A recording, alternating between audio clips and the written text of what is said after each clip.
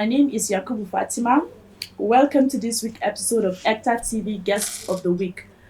My guest this week is a retired civil servant, a banker, and also an expert in agricultural commodity. He is Muhammad Ali Baba. Sir, you're welcome. Thank you. So, sir, our viewers may like to know you better. Can you tell us your background, especially from being a banker and down to an agriculturist, or if I may say, a farmer? Yeah, thank you. My name, like I said, my name is Muhammad Ali Baba. I'm a retired director from the CBN, and presently I'm engaged in agribusiness. I retired from the CBN 2 years ago, in 2018, and that's where I spend most of my time after a brief stint with First Bank. And major part of while I traverse various departments in the central bank, the major part of my working life was spent at Development Finance Department, which is responsible for a lot of these agri supporting initiatives of the central bank. Okay, that's nice. So, sir, what do you think are the potentials available in Nigeria's agriculture? Yeah, well, if we may go back to history, substantially prior to the striking oil, the mainstay of the Nigerian economy has been agriculture. Agriculture sustained Nigeria up to the discovery of oil. Usually in history books, for those that are younger, you know, you read about the granite pyramids, the cocoa in the west, and then of course palm kernel in the east. So the nation was actually sustained from the process of exports from these agricultural commodities. And of course, with the discovery of oil, we turned our back on agriculture, because the fund was such a cheap, easy to access, and all our governments and the institutions started turning their back on oil. Now that oil itself is losing its allure, the inflows are dwindling, and then of course the challenges of the international economy, which has now been accentuated by the COVID-19, we have no choice but to get back to agriculture because it's the most elastic sector which can accommodate the teeming youth and then of course create an economy of its own across the entire value chain. So the potentials in terms of economic diversification, in terms of employment generation, in terms of income generation for government and the nation at large is huge. It's immeasurable.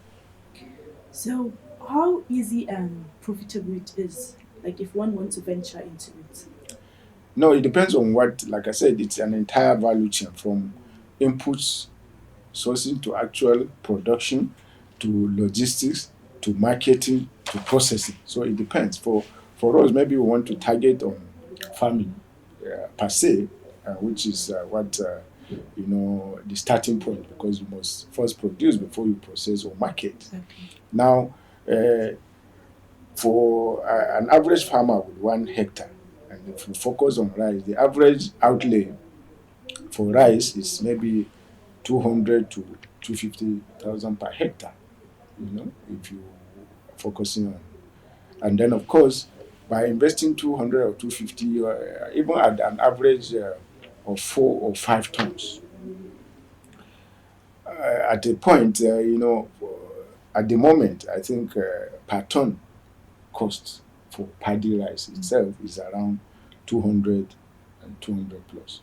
It ranges between, starts from around 160, 150. Now it's averaging around 200 to 20 per ton. So if you invest 250 and then you get that minimum of 4 tons, you're talking about 800,000.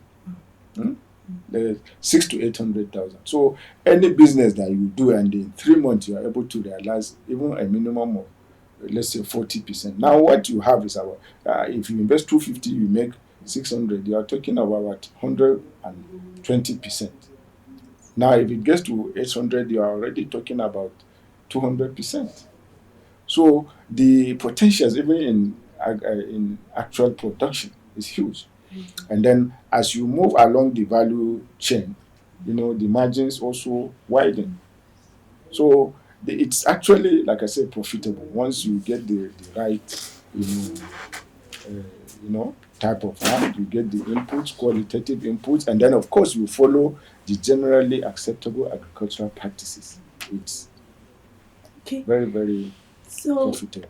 if that's the case, then why have Nigerians been shunning farming for the past years? Like I said, first, the discovery of oil has provided opportunities for people to make cheap money. And then, of course, prior to now, agriculture is a hard work. It's Yes, a it is. core and hurdlers kind of thing. So you need to bend, you need to work hard. And then, of course, if the environment is not that attractive, especially for the younger ones, but then largely too, then it wasn't too profitable, and that is why it was largely subsistence. People do it because they have nothing else to do, and then what they produce they eat, and the little they take to the market. And that's why they are mostly in the rural areas. But now that attention is being paid, and alternatives are no longer available, because that is what one of the reasons why, before you can easily import, the imported varieties are better looking, they are cheaper, and then since people are making money here and there, they had no incentive to go and work that hard. But now the alternatives are costlier, the funds are dwindling, the cheaper sources of making money are dwindling. So people are now being compelled, because man, first and foremost, man must eat. Once you are alive, you must eat. And then even when you go and make the money, one of the highest items in your budget is food. So if the money is not there, and then you have land or you have access to land, and then with all these incentives, particularly that the government is bringing, if you go to farm, at least, even if you can't do much, at least you eat. Exactly. Yeah. So, I mean, like I said before, attention had been taken away and the alternatives were available. Now they are increasingly thinning out. So people are compelled to now go back. Okay, sir. So, what role should you think the government should play in terms of encouraging youth and other who want to venture into agriculture? Yeah, I think first and foremost is to propagate, and then of course the commodity associations will come in, and those that are practitioners, they have opportunity to show. Now immediately I realized these statistics, you were excited. Exactly. Good. So if people know, because knowledge is power. Yeah. Knowledge is power. If people know that first and foremost this venture is not what I used to think, it's profitable in terms of naira and kobo, they'll come in. So the government needs to actually perhaps empower its agencies responsible to propagate this. Two, incentives needs to be given. Incentives needs to, for instance, now most of the people that are involved in agriculture, their land has increasingly dwindled, because when inheritance comes in, so from 1 hectare, if you have several of you, they will share it. So you realize the lands are thinning. So part of the responsibility of government is to open up new land and allocate, at a very, very attractive way, particularly for the young ones. If you open up new lands, you create agricultural, what do you call it, farm centers. You can even provide hostels, and then of course mechanization is also key. For the young ones to get involved, you just have to move away from the hoe and cutlass. So you even have air-conditioned tractors now, which they can. And then, of course, by the time you provide incentives, and the government doesn't have to run them, it's just to provide the enabling environment. People can have access to funding and do this. For instance, now, apart from this Ankobro at that level, we have what the government has introduced is called Agribusiness Small and Medium Enterprise Investment Scheme.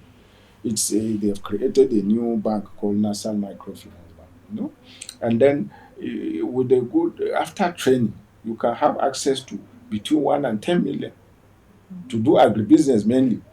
So it's either, if you prefer whatever aspect of it you want, particularly when we're talking of mechanization now, with that kind of fund, you can have access to mini tractors and other service provision. If you focus on that, you can make it. If you focus on input distribution, you can make it.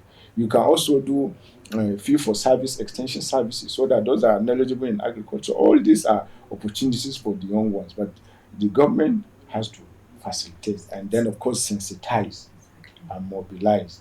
Those are good, and enlighten. So those are some of the responsibilities that the government have to do. And then of course they will provide incentives. When it comes to processing, processing permits, should be made easy. The ease of doing business has also encouraged that. Up till end of last year, it was at 50% you register a business name, and even at CAC. Now with this survival fund too, there are opportunities will soon be open. You can open, at 50% rebate, you can register a business.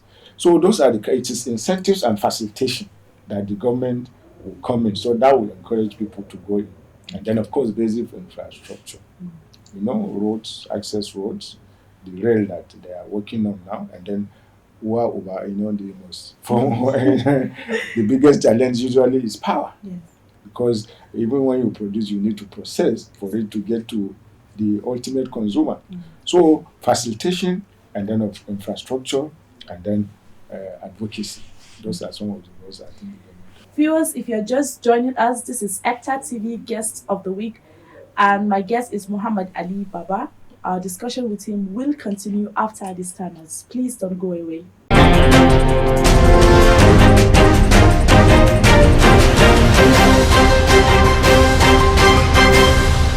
This is Guest of ECTA TV, a weekly program on this station, and my guest is Muhammad Ali Baba. So, Sam, let's proceed with the questions. Looking at the diversification policy of federal government, are we as a nation really progressing? Certainly we are. Certainly we are. Of course, every policy has challenges, but we certainly are. Because, with I think some of us, largely we hardly reflect. But you see, with the COVID that had come and gone, if not for that diversification policy, I wonder where would I be. So that diversification has ensured that locally we had, substantial food. Of course, the prices vary because of the law of demand and supply. The prices are rising, but certainly without that diversification, one wonders how Nigeria would have been, during the pandemic. Yes. Because even if you had the resources, there was nowhere to import from. So we had to rely on the local stock that we had, and that stock came from as a result of that diversification. And then increasingly, processing, agro processing, factories are springing up here and there. Rice mills that have sprung up between 2015 and now, you have to be renewing the count every now and then. And every aspect of agriculture is the same. So this diversification, because like we said, there are challenges, but we're actually succeeding. And of course, as we increasingly move on with additional incentives, particularly now post-COVID, now a lot of additional schemes and incentives and interventions are coming in, so that people can be quickly returned to business. So I think that's just the way to go. The major challenges we have highlighted is policy consistencies, and then of course infrastructure. Those are the major challenges which are affecting the diversification. But we have no option. Oil increasingly, first and foremost, this pandemic has reduced the offtake of our oil. Increasingly too, down the line, technology is improving. People are diverting away from fossil fuel to electric cars and the like now. So we have no choice but to actually diversify to other sources, because this and of course, by and large, even rely on a mono crop, mono source of foreign exchange or national income is a recipe for disaster. And that's why any small shock in the oil and the international oil market, you see Nigeria shocks.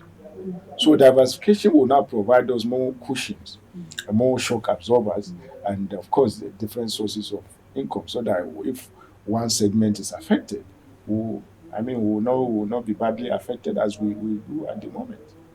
So, you think agriculture can replace oil in terms of revenue generation?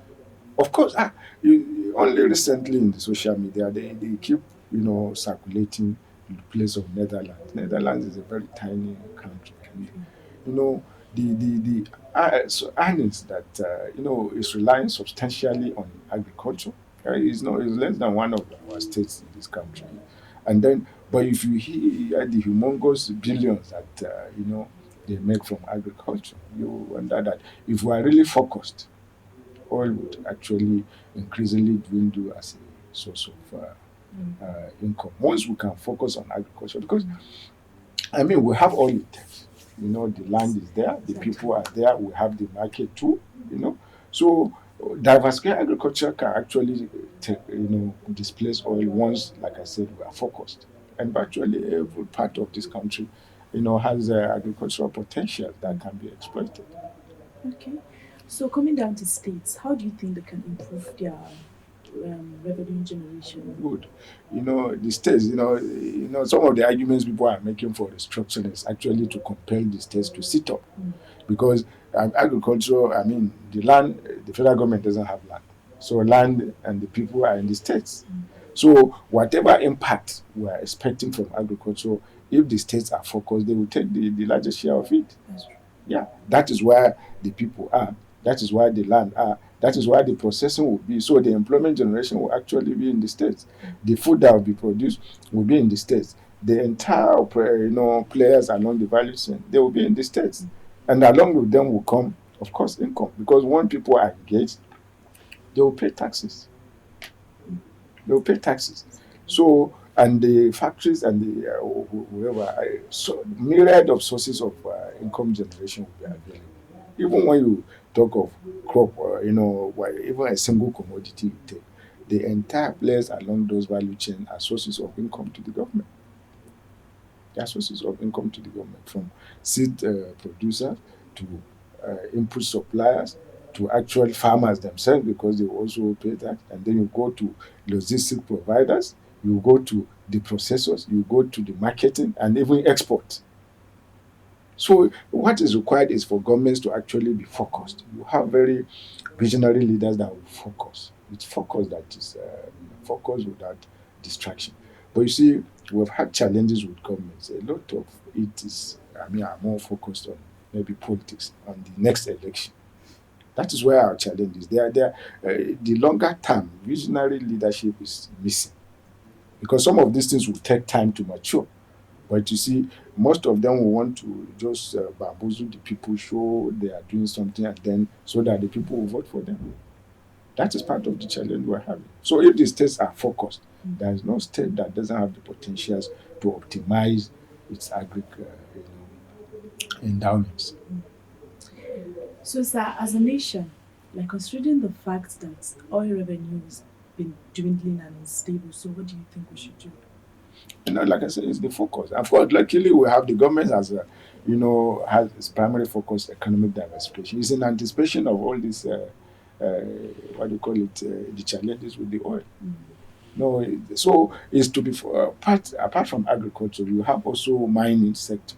Mining sector has potential. Everybody keeps citing South Africa. A substantial part of its income is generated from mining, and there's hardly any minerals of pressure of economic potentials that are not available in Nigeria, but it's also neglected, and that's why you only have illegal and artisanal miners that are involved.